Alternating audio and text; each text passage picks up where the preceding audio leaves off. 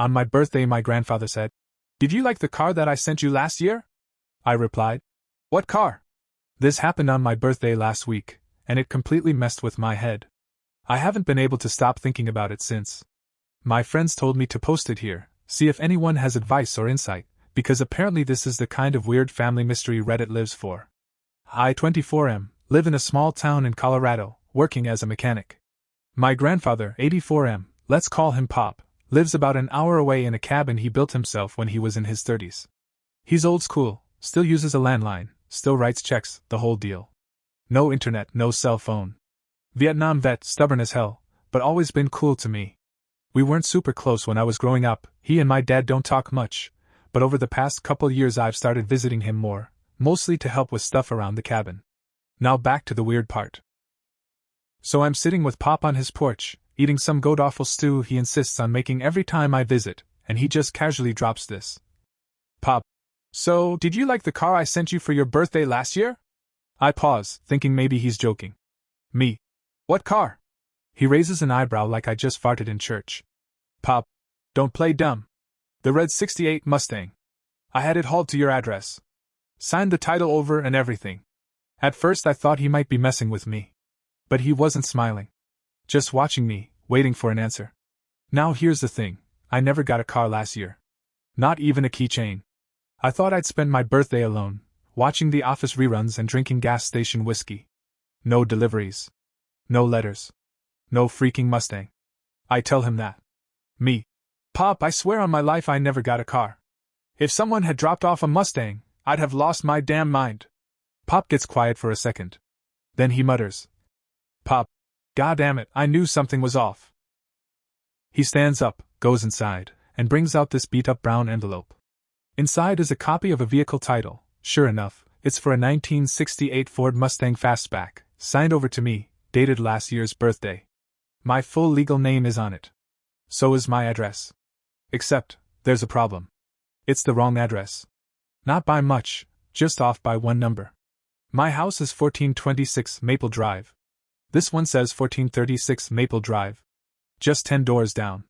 Now here's where things start getting really strange. I tell Pop I'll check it out when I get home, maybe ask the people at 1436 if anything was delivered to them last year. He just nods, looking pissed but more at himself than me. As I'm leaving, he says, "Pop, that car, it's not just any car. Be careful with it." I thought he was being dramatic. I didn't know how serious he was until I knocked on the door at 1436 the next day. After my grandfather dropped that little bombshell about the '68 Mustang he supposedly sent me last year, which I never got, I decided to take a walk down to 1436 Maple Drive. That's the house the title was mistakenly addressed to. Just 10 doors down from me. Now, I've lived in my neighborhood for 3 years. I thought I had at least a vague idea of who lived around me. But 1436. I realized I'd never actually met anyone from there. The house is kind of tucked behind a row of overgrown hedges. Shutters always closed. Never saw anyone coming or going. Creepy, but I just assumed it was someone who worked nights or maybe an elderly shut-in. So I walk over and knock. No answer. Knock again. Still nothing. But then, as I'm about to leave, I hear the click of a deadbolt turning. Door cracks open maybe 4 inches. Just enough for me to see one eye staring through the gap, bloodshot, heavy bags under it, like they hadn't slept in days. Voice, male. "What do you want?"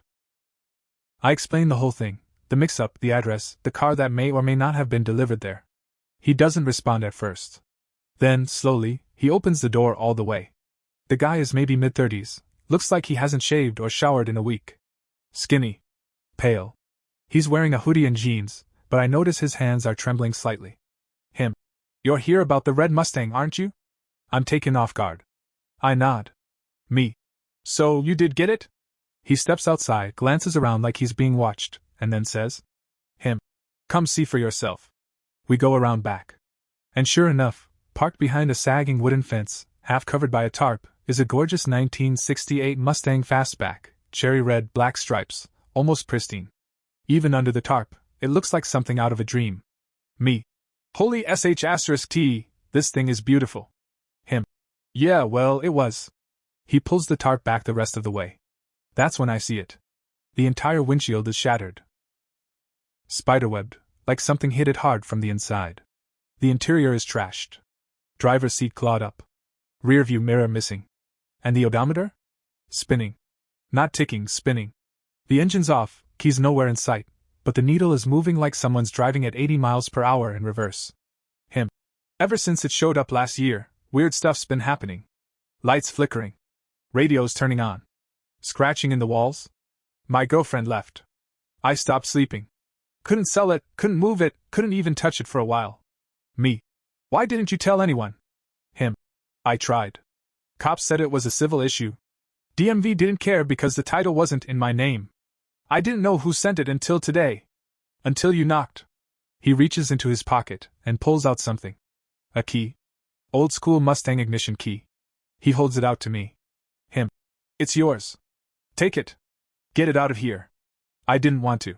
I really didn't. But something about the car. It felt like I had to. Like it was waiting for me. And I kept hearing Pop's voice in my head. It's not just any car. Be careful with it. I took the key. I wish I could say I went home, had a beer, slept it off. But nope. The second that key touched my palm, it was like something shifted. Hard to describe, like the air got heavier. Like walking into a room right after someone screamed. I told the guy, never caught his name, by the way. He shut the door and didn't say another word. I'd be back with a tow truck the next morning. But when I got there at 8 a.m., the Mustang was already in my driveway. I swear to God. I live alone. I have no security cameras. Guess what I'm buying today? No neighbors who would pull a stunt like that, and no signs of a tow truck. Nothing. Just the red fastback sitting perfectly in front of my garage like it had always been there. Still had the busted windshield. Still had that odd, scratched up leather inside. But the odometer? Dead now. Totally frozen. Just stuck at 0.00013 miles. 13. I unlocked the driver door and sat inside. It smelled like old vinyl, motor oil, and something else, something metallic. Like dried blood, but fainter. Might have been my imagination. Then I looked in the glove box. There was a photo inside. Black and white. Faded. It was a younger version of my grandfather, probably in his 20s, standing in front of the same exact car. No doubt about it, same body, same stripes, same license plate. Except there was something else in the photo. A person in the driver's seat. Face completely blurred. Like, not out of focus blurred, more like someone smeared the face with a wet thumb. The rest of the picture is crystal clear. But the driver? Nothing but a vague outline and what might be eyes. I called Pop right away. Me. Why the hell did you send me this car, Pop? He went quiet.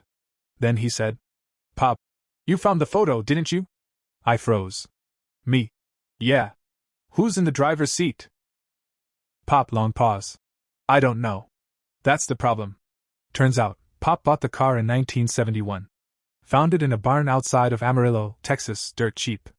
Said the seller all but begged him to take it off his hands. Pop rebuilt the engine, detailed it, fixed the frame, but weird things started happening. Every time he drove it, the radio would blast white noise, even when turned off. He'd wake up with the keys on his pillow, no matter where he left them. The odometer never tracked mileage correctly. And every photo he ever took with the car? That same blurred face in the driver's seat. Eventually, Pop got rid of it. Sold it to some guy in Nevada. Pop, I spent 30 years tracking that damn car after that. It never stayed with anyone long. Accidents. Fires. One guy vanished. I asked why he brought it back into our lives. Pop, because I'm dying, and someone in this family needs to figure out what the hell that thing wants. Then he hung up. So now I'm sitting here, staring at a haunted-ass muscle car in my driveway, holding a photo of my grandfather with a ghost driver, and wondering what exactly I've inherited. Then, just now, as I'm typing this, I heard a click. I looked outside. The Mustang's driver door is open. And I never left it unlocked. So the Mustang's driver door was open. I didn't leave it that way. I'm not that careless, especially after what happened with the photo. I grabbed a flashlight and went out there, phone recording just in case. Everything in me was saying don't go near it, but I did anyway. The air around the car was off. Cold, but only within a few feet of it. My breath misted in the late summer heat. I looked inside, nothing. Closed the door. It clicked shut. I went to bed with my keys under my pillow. Yeah, I took a page out of Pop's playbook. Slept with the light on. Didn't dream. Or maybe I did. I woke up at 3:13 a.m., yeah, 13 again, to the sound of the engine starting. The Mustang was running. Headlights on, engine idling low like it was purring.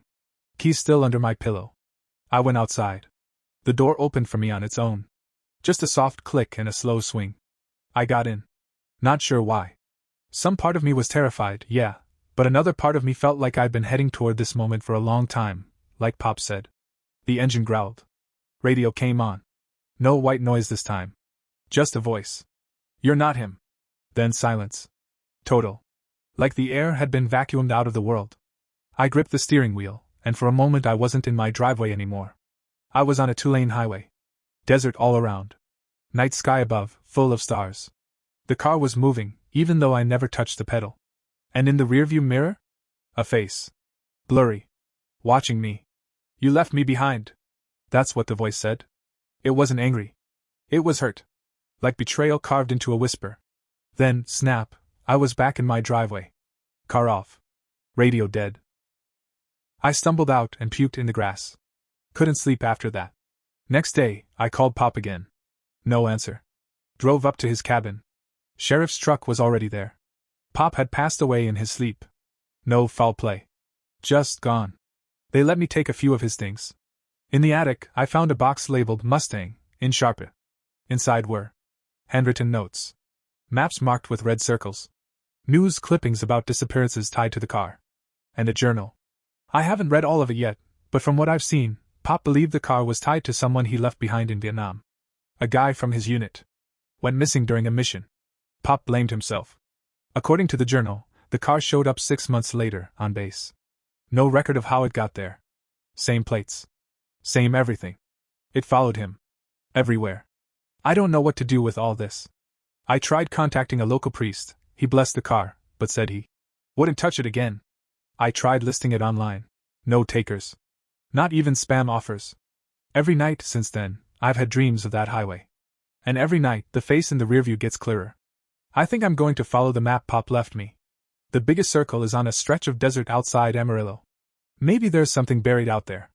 Maybe it's the key to breaking whatever this is. Or maybe that's where the driver finally gets back behind the wheel. If this story kept you hooked, give it a like, share your thoughts below, and subscribe for more.